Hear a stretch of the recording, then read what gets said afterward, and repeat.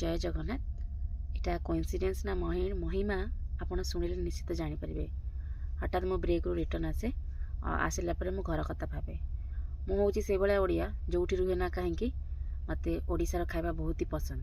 ठीक अच्छे मुझे छेड़ा कि भावु थाए जे बहुत दिन हम घर खाଇବା खाइनी घर गले माँ को कहबी बेसर टिके बनईदेव या फिर निजे मुझे बनईबी खाइबी मन खांति करना बहुत इच्छा हो घर को जीवा बहुत टाइम अच्छी जेहेतु घर बाहर रोचे ना मु तो ठीक से समय जड़े सीनियर जड़े पछर आवाज देले कहले आउ तमे आलू बेसर माने आलू पोस्त खाइब कि खाओ कि पचारे मु हठात शुणिकी सक्ड होगली कहली हाँ निश्चित कहीं कौन है कि ना सीटी आउ जड़े बनई आलू पोस्त मु पचारि तमें भेजिटेरियन तो खाइब ना नहीं मैंने मुझे शुणिकी माने शॉकिंग हेबी कि खुशी हेबी आश्चर्य भी मुझे जानीपारनी।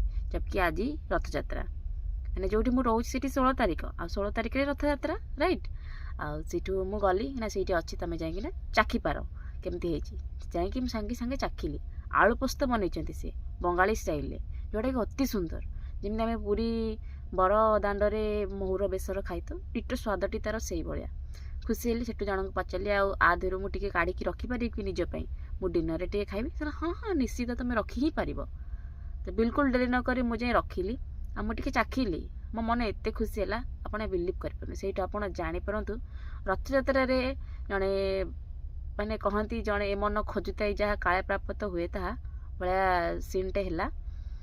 धन्यवाद प्रभु। जय जगन्नाथ।